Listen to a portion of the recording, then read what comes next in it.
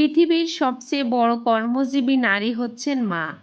মজুরি নেই, ওভারটাইম নেই, দাবি নেই, ছুটি নেই, শর্ত নেই, স্বার্থও নেই। নিঃস্বার্থভাবে খেটে যাচ্ছেন সারাটা জীবন।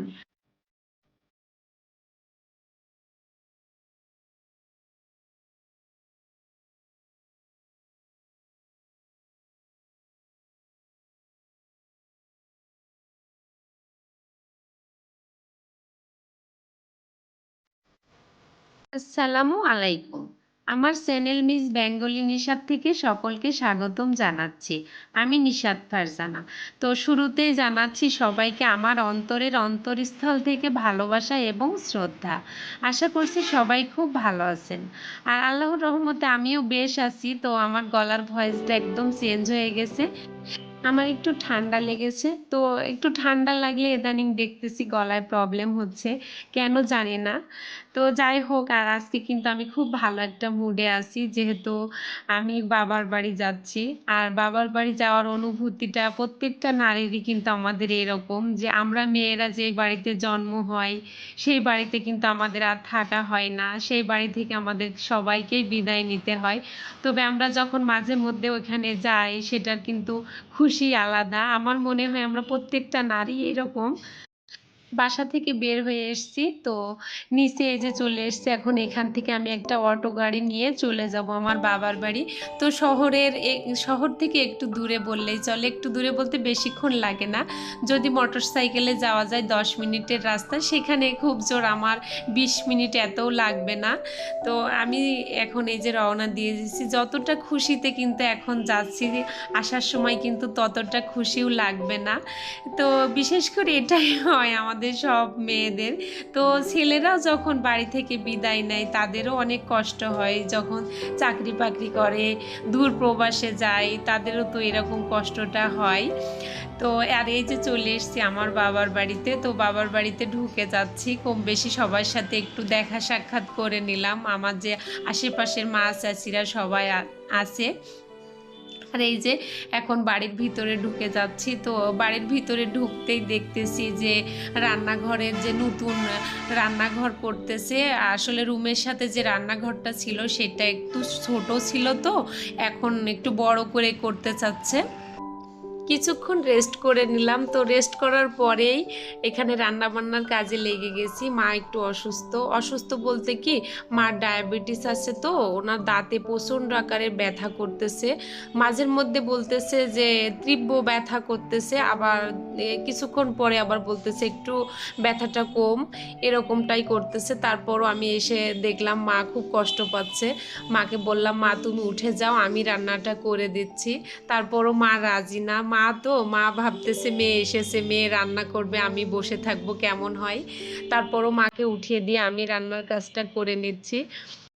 আসলে আমি এরকম কখনোই রান্না বান্না করি না, তো বাবার বাড়ি এসে সবাই হয়তো এরকম বাবার বাড়ি গিয়ে রান্না বান্না করে না।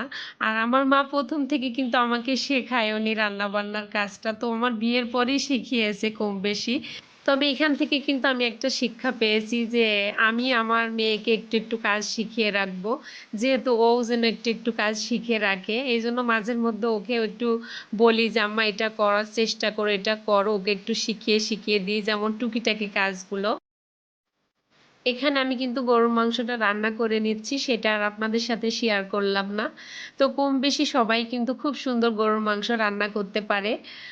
আর এখানে আমি মাছ রান্না করব। বেশি কিছু রান্না করব না, খালি এই গরুর মাংসটা আর মাছটা ভুনা করলেই হয়ে যাবে। আর আগের দিনের কিছু তরকারি আছে মা বলছে। তবে যেখানে যে পরিস্থিতি সেখানে নিজেকে সেভাবে মানিয়ে নেওয়াটাই কিন্তু বেটার, আমি এটাই মনে করি। এখানে রান্নার কাজ চলতেছে কিন্তু সিঁড়ির নিচে, আসলে রান্নাঘরের কাজ চলতেছে তো ওইদিকে, এই জন্য আম্মা সিঁড়ির নিচে এসে রান্নার কাজটা করতেছে। আসলে মাও তো বাড়িতে ছিল না। আমার ভাই যেখানে চাকরি করে সেখানেই ভাইয়ের সাথে ছিল। তো মা এবার কোরবানির ছুটিতে এসেছিল, ভাই ভাবি মা সবাই। তো মা বলছিল আমি বাড়িতে কিছুদিন থাকি, এখন আর আমি যাচ্ছি না তোমার সাথে। তো মা এখানে আছে, তার মধ্যে অসুস্থও হয়ে যাচ্ছে, আমি দেখতেছি। আর আমার আব্বা মারা গেছে আজকে 6 বছর। আসলে আব্বা মারা যাওয়ার পর থেকে মা বেশি অসুস্থ হয়ে গেছে। আমার মনে হয় সঙ্গীহারা হয়ে গেলে মানুষ অসুস্থই থাকে, আমি যেটা মাকে দিয়ে ফিল করছি। মা বেশিরভাগই অসুস্থই থাকে আজকে 5-6 বছর থেকে। এই যে মাছটা প্রায় কষানো হয়ে গেছে, আর এখন আমি কিন্তু মাছের ঝোলের পানি দিয়ে দেব, দিয়ে চুলার উপরে রেখে গিয়ে নিজেও একটু ফ্রেশ হয়ে নেব, যেহেতু আমি একটু ঘেমে গেছি। আর এই যে একটু রেস্ট করার পরে আবারও এই যে দুপুরের খাওয়া দাওয়াটা শেষ করে নিচ্ছি। দুপুরের খাওয়া দাওয়া শেষ করে নিচ্ছি, একদম ফ্লোরে বসে খেয়ে নিচ্ছি, একদম আসন পেতে বসে। আর আগের দিনের ওই যে বললাম যে কিছু তরকারি ছিল আমার রান্না করা, সেটা এই যে ডাল রান্না ছিল, মাছ ভাজিও ছিল, তার সাথে এই যে এখন যে দুটো রান্না করলাম সব কিছু মিলেই খুব সুন্দর করে দুপুরের খাবারটা খেয়ে নিলাম। আর আমি প্রতিদিনের মতোই বলতেছি, আসলে আমি কিন্তু এত গুছিয়ে গুছিয়ে কথা বলতে পারি না। তো মানুষ মাত্রই ভুল, আমারও ভুল হতে পারে, ভুলটাকে ক্ষমা সুন্দর দৃষ্টিতেই দেখবেন। দুপুরের খাওয়া দাওয়া শেষ করে একটু মায়ের সাথে শুয়ে শুয়ে গল্প গুজব করে নিলাম। আসলে আজকে আমি দুপুরে খুব একটা ঘুমাইও না, আর এখানে এসেও ঘুমাইনি। তারপরে মেয়ে বলতেছে যে আমি একটু ফুচকা খাবো, বাসায় ফুচকা ছিল। আর ওইদিকে দেখলাম মেয়ে প্রেসার কুকারে আলু ডিম সিদ্ধ করে নিয়েছে, এখানে তেঁতুলের একটা সুন্দর টক করে নিয়েছে। তো টকের মধ্যে যে ধরনের মশলা দিতে হয় ফুচকার মশলা, সেগুলো সব কিন্তু সুন্দর করে করে নিয়েছে। আর এটা দেখে ওকে প্রশংসা করছি যে তুমি কিন্তু খুব সুন্দর ফুচকা বানিয়েছো। আর ও ফুচকার ভিতরে সস দিয়ে খাচ্ছে, এটা নিয়ে আমরা অনেক হাসাহাসি করে নিলাম। আর তারপরে কিন্তু আর ভিডিওটা শ্যুট করিনি, সারাদিন কি করছি এটা কিন্তু পরের দিন সকালেই। মায়ের বাড়ি আসলে বলে না যে অনেকটা শান্তি লাগে, সেই শান্তিটাই আসলে আমি ঘুমিয়েছিলাম। ঘুম থেকে উঠে দেখি মা খুব সুন্দর রুটি করেছে, তার সাথে ভুড়ি ভুড়ি যেটাকে আমরা বলি, কিছু মানুষ বট বলে। তো যাই হোক, সকালের নাস্তাটা শেষ করলাম। তো মা এখানে বলতেছিল যে তোর জন্য যত জিনিস কিনে রাখছি এখনও নিলি না। তো আমি বললাম আচ্ছা ঠিক আছে, আজকে বের করো, আমি নিয়ে যাবো নে, এবার যেহেতু এসছি সবগুলো নিয়ে যাব। তো যে আমাদের এলাকায় কিন্তু একটা জিনিস, আসলে সব এলাকায় এটা করে কিনা আমি জানিও না। তো আমাদের এলাকায় মেয়েদের বিয়ে দিলে মেয়েদের অনেক জিনিস দেয়, আসলে এটা সবাই করে কম বেশি। তো আমার মাও ব্যতিক্রমী কোনো কিছুই করে নাই, আমার জন্য অনেক কিছু কিনে রাখছে। আসলে মা বাবা তো মেয়েদের দিতে পারলে মনে হয় ওরা খুশি হবে, সেই হিসাব করে এত জিনিস কিনে রাখে। তো শুধু যে মার কথা বলবো তাও না, এখানে যে আমার জন্য মা বস্তা ভরে ভরে স্টিলের জিনিস, সিরামিক্সের, আসলে বিভিন্ন জিনিসই দিয়েছে, সব জিনিস আর আমি উল্লেখ করে নাম বলতেছি না। তো এখানে যে বস্তা ভরে এত স্টিলের জিনিস কিনে রাখছে, শুধু মাই কিন্তু কিনে নাই, এখানে আমার আব্বারও অনেক অবদান আছে। তো আব্বাও মায়ের সাথে গিয়ে গিয়ে বাজারে গিয়ে এগুলো কিনছে। কিন্তু আসলে আমি মনে হয় আমার বাবা থেকে এটা পেয়েছি, আমার মা বাবা থেকে। আমার মা বাবা দুজনেই কিন্তু অনেক শৌখিনতা, অনেক সাজাইতে গুছাইতে পছন্দ করে। আমার বাবারও আমি এটা দেখেছি। আসলে আমি যে এত থালা বাটি গামলা বল কি করব, আসলে আমি নিজেও জানি না।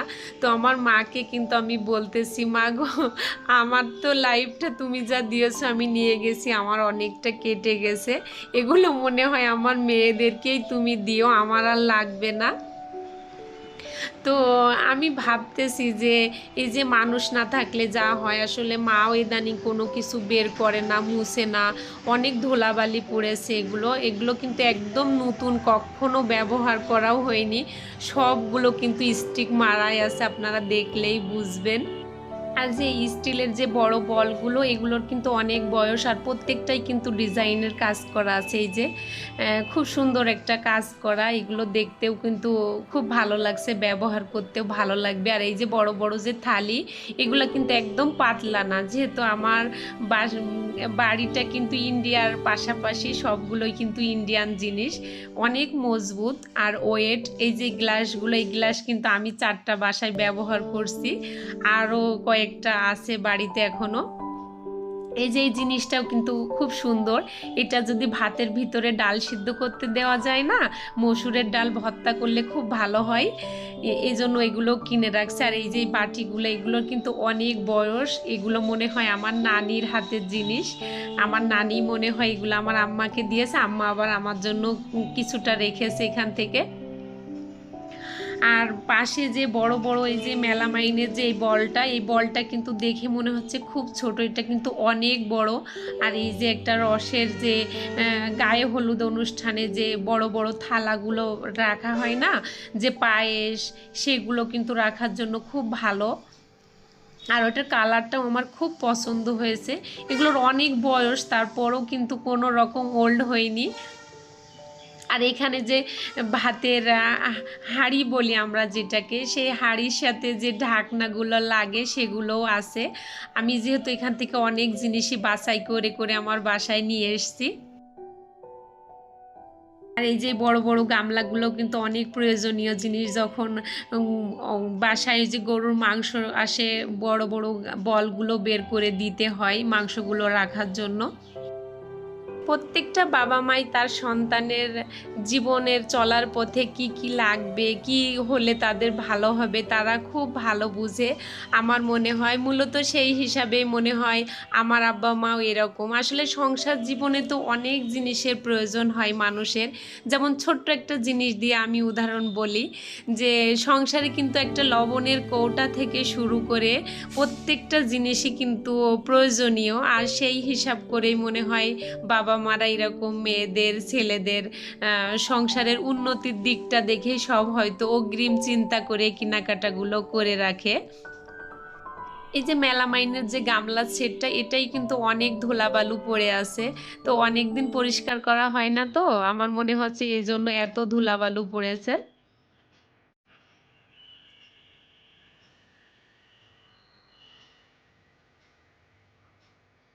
আমি আমার বাসায় নিয়ে গিয়ে সব ওয়াশ করে নেব, এখন আবার বস্তায় ভরে নেব। এজন্য গামলা বলগুলো সব আবার একত্রে করে নিচ্ছি, সেটটা করতেছি।